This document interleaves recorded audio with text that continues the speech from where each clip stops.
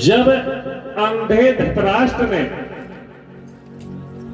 अपने पुत्रों की अच्छा चाहे करके और पांडवों को पुत्रों की बुरी दृष्टि से देखा और उनको लाक्षा भवन में जलाने के उद्देश्य से प्रवेश करा दिया था, उस बारे की कथा सुनो। तथा इस इतने में भी वो बंधने हुए, आगे कौन सा अपराध कर बैठे। मूल्यता सभाया गुरुदेव देव्या केशाभिमन संसुत कर्म गह्यम। एक बार क्या किया, दुर्योधन ने जुए के लिए युधिष्ठिर को आमंत्रित किया, कपट के पासे फेंके और उनका सब धान जीत लिया, पूरा राज्य जीत लिया।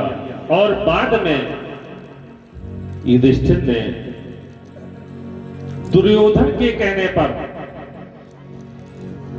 अपनी पत्नी द्रौपदी को भी दांव पर रख दिया। जब द्रौपदी को दांव पर रख दिया, हुआ क्या, दुर्भाग्यवश द्रौपदी को भी युधिष्ठिर हार बैठा और दुर्योधन की जो मंशा थी वह लगभग पूरी होने लगी, क्योंकि वास्तविक ईर्ष्या अगर दुर्योधन को थी तो सबसे ज्यादा द्रौपदी से थी। आज उसके मन की इच्छा पूरी होने जा रही है। उसने तुरंत दुशासन को आज्ञा दी, जाओ दुशासन, द्रौपदी जिस भी हालत में हो उसी हालत में उसके केसों को पकड़ करके भरी सभा में ले आओ। आज मैं द्रौपदी को उसके कहे हुए के फलों का उत्तर दूं। उसने एक बार कहा था कि अंधों के अंधे ही पैदा होते हैं। आज मैं दिखाऊंगा कि अंधों के हम अंधे ही हैं कि आंखों वाले हैं। आपने भाई दुर्योधन की आज्ञा पाकर के दुशासन महल में गया। वो अनाथ द्रौपदी, उसको बिल्कुल पता नहीं था कि क्या हुआ, क्या हो रहा है, मेरे साथ क्या घटित होगा। दुशासन जाता है और द्रौपदी के खुले हुए बालों को ही पकड़ करके जिस दशा में द्रौपदी थी उसी दशा में ही घसीटते हुए सभा में ले आया। द्रौपदी चिल्लाती रही। पहले उसने गांडीवधारी अर्जुन की ओर देखा, सोच रही थी कि मेरे पार्थ में कितनी शक्ति है, इनके भरोसे मैं रहती थी, मुझे चिंता नहीं थी कि संसार में कोई मेरा बुरा करने वाला होगा। लेकिन आज क्या है, पार्थ नीचे को सब करे हुए बैठे हैं। गदाधारी भीम की ओर देखा, भीम भी नीचे सर झुकाए हैं। भीष्म पितामह की ओर देखा। द्रौपदी को आशा थी कि बाबा भीष्म कभी भी अपने सामने अन्याय नहीं देख सकते हैं, लेकिन ये हो क्या रहा है, बहुत दुखी है। गुरु द्रोणाचार्य जी की ओर देखा, चारों तरफ देखा, जैसा कि हम सब लोग करते हैं। वास्तव में कोई भी तकलीफ हो, हमारे जैसे साधारण मनुष्यों को पहले हम लोग अपने परिवार वालों की ओर देखते हैं। ए बेटा जाओ, वैद्य को बुला लाओ, मुझे ले चलो, अस्पताल ले चलो। लेकिन जब कुछ नहीं रहता है तब फिर भगवान की याद आती है। द्रौपदी को भी ऐसे ही हुआ। जब चारों तरफ से आशा टूट गई तब एक ही आशा बची, भगवान की। और याद करके कहने लगे, दीन बंधु दीनानाथ, रमानाथ करुणानाथ, राधानाथ मोहनाथ की विनय सुन लीजिए। तात मात भ्रात कुल देव स्वामी गुरुदेव, और मेरी यह विनय प्रभु आप ही सुन लीजिए। लीजिए निहारना देर कीजिए, न जानी कहूं और जानिए न कुशल मेरी सांवरे बिहारी लाल। मेरी नाथ सभा बीच लाज रख लीजिए। बनवारी को ध्यान दिया, अपने मन में देखो कि अगर किसी नारी को भरी सभा में निर्वस्त्र किया जा रहा हो, कितने दुख की बात है। रो रही है द्रौपदी, और जैसे ही द्रौपदी ने भगवान को पुकारा, दुर्जन दुशासन दुकूल दीन बंधु दीन हुए के द्रुपद नारियों पुकारी है। वो आपनो सबल छाड़े पथि पाथ से, भीम महावीर ग्रीव नीचे कर डाली है। अंबर लो अंबर पहाड़ कीने शेष कवि, और भीष्म कर्ण द्रोण सभी मन जो विचारी है। सभी देख रहे हैं कि वस्त्र कहां से आ रहे हैं। भगवान ने आकर के बनवारी ने इतने वस्त्र यहां पर इकट्ठा कर दिए। क्या हुआ है? सारी बीच नारी है कि नारी बीच सारी है, और सारी ही की नारी है कि नारी ही की सारी है। सोच रहे हैं सभी लोग कि सारी बीच नारी है कि नारी बीच सारी है, और सारी ही की नारी है कि नारी ही की सारी है। सब भ्रमित हो गए। और कैसे वस्त्र हैं? अपन लोग बाजार खरीदने जाओ तो एक ही प्रकार की साड़ी लाते हैं, 2 प्रकार की लाते हैं, 4 प्रकार की लाते हैं। लेकिन भगवान कैसे लाए हैं? सुंदर सफेद श्याम बैजने हरीरे पीले, कपड़े बहुत तेरे तो गिनने में न आए हैं। इतने प्रकार के कपड़े गिनने में नहीं आ रहे हैं। खाकी मुल्तानी प्याजी जाफरानी अरु, धारी आसमानी आसमान लग छाई है। लाल गुलाब सी गुल खैरी और गुलाबी रंग, और फाल साई काई रंग अनेकों दर्शाए हैं। द्रौपदी काज ब्रज राज है बजाज मानो, लाद कर गरुड़ पर बसन सब लाए हैं। इतने कपड़े आ गए द्रौपदी के। और भगवान कितने जल्दी आए हैं ये भी आपको पता होना चाहिए। ये नहीं कि बहुत देर में आए हो, बड़े जल्दी चले थे और बड़े जल्दी आ गए थे।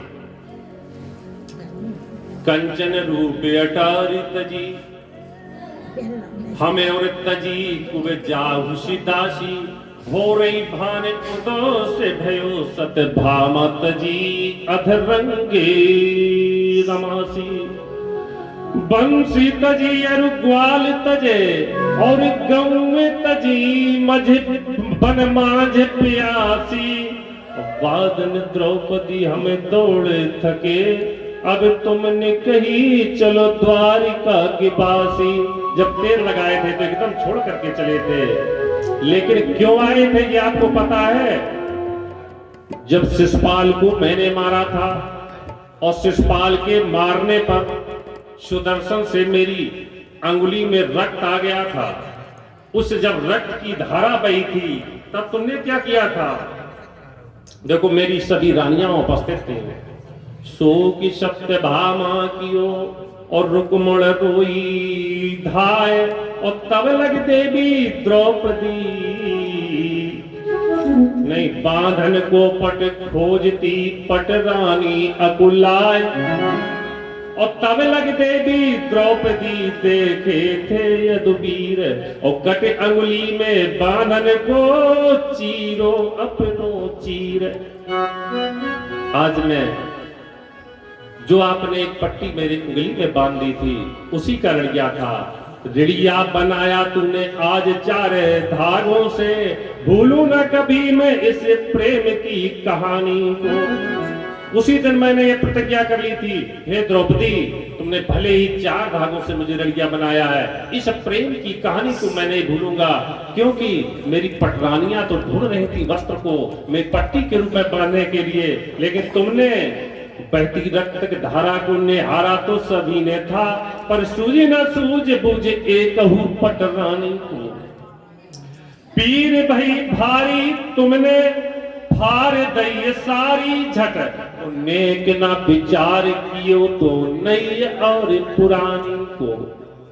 मैंने उस दिन सौगंध खा ली थी, क्या संकट पड़े पे यदि आऊं न काम तेरे तो पूत न कहूं यशोदा महारानी को। ये प्रतिज्ञा कर ली थी। इस तरह से द्रौपदी का चीर बढ़ाया और वहां पर मान रखी। आगे फिर क्या हो रहा है? जब पूरा युद्ध समाप्ति की ओर हो गया, 100 पांडव खत्म हो गए, दुर्योधन केवल बचा। दुर्योधन की जंगा में भीम ने गदा का प्रहार किया और दुर्योधन भी पृथ्वी पर अचेत अवस्था में गिर गया। उस समय पर द्रोणाचार्य जी के सुपुत्र वहीं पर उपस्थित थे। अश्वत्थामा रोने लगा। दुर्योधन बोले अश्वत्थामा बड़ा बुरा हुआ, बोले ये बताओ तुम्हारे जैसे वीर हमारी सेना में थे, भीष्म पितामह थे, कर्ण थे, लेकिन हमारे 100 भाई मारे गए और 5 पांडवों में से 1 पांडव भी नहीं मरा। आज मुझे इसी का दुख है। अगर 1 पांडव भी मर जाता तो मुझे मरने में दुख ना होता।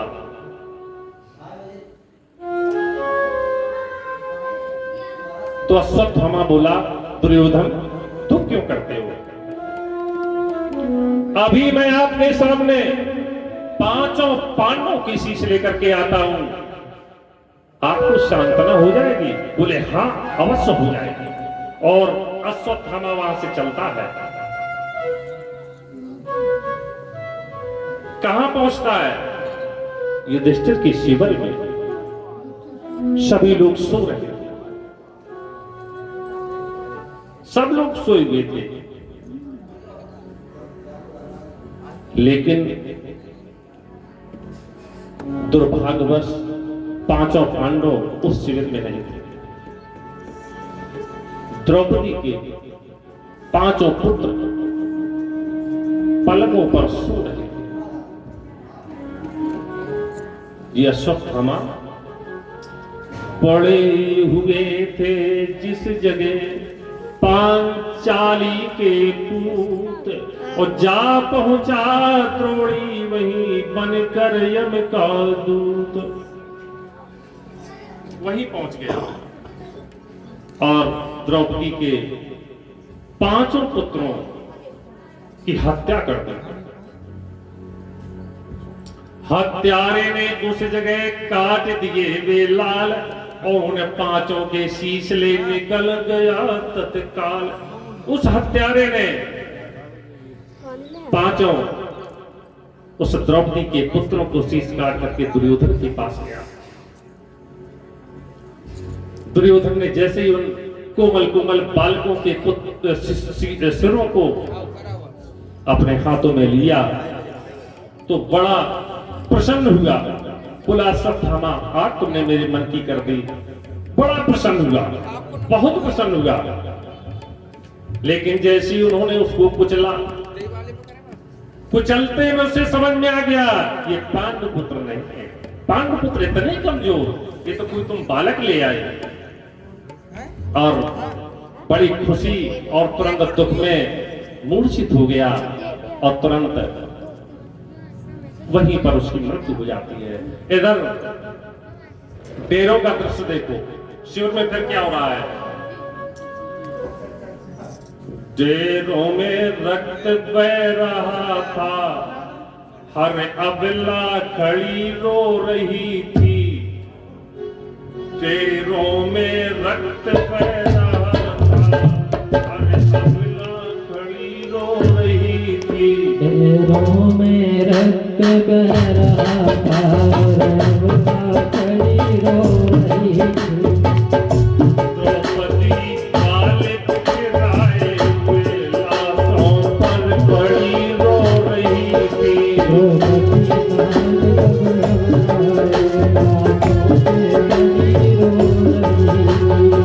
द्रौपदी बाल बिखराए हुए लाशों पर पड़ी रो रही थी। लाशों पर पड़ी रो रही थी, लाशों पर पड़ी रो रही थी। और कह रही थी कि हे भगवान कृष्ण, तुमने मेरे साथ अच्छा नहीं किया। ये क्या हुआ, आज मेरे 5 लाख चले गए। लेकिन भगवान ने भी कहा मान लो आज वो पांडव नहीं थे, दो से अलग जो हो जाते।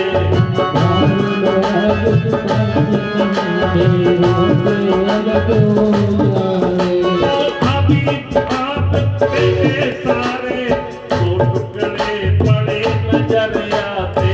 अभी तो बात बात सारे तो टुकड़े पड़े नजर आए।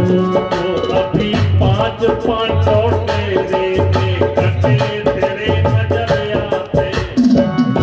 तेरे अधरस नावेरा, तेरे अधरस नावेरा। और कृष्ण से सांत्वना दी, द्रौपदी तुम मुझे बुरा जरूर बता रही हो, लेकिन तुम्हें पता नहीं है कि अगर शायद युधिष्ठिर भीम अर्जुन नकुल सहदेव भी यही लेटे होते तो 5 साथ हो जाते। तो मैं क्या करूं, किसी कर्म को नहीं मैं सकता हूं, आपके भाग्य में लिखा था। और सांत्वना दे करके उधर पार्थ ने कहा ये द्रौपदी दुख मत करो, अभी मैं तुरंत आ रहा हूं और तुम्हारे सामने इसका जो कत्ल करने वाला है उसकी प्राण खींचूंगा। और अश्वत्थामा को पकड़ करके अर्जुन वहीं लाता है द्रौपदी के सामने और कहता है द्रौपदी मुझे जल्दी बतला, क्या कर तेरा दिल भर जाए। द्रौपदी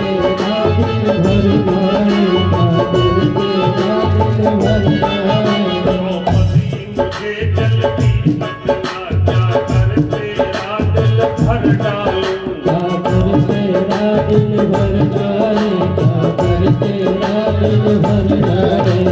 खींच लू खाल सारे तन की, या टुकड़े टुकड़े कर डालूं।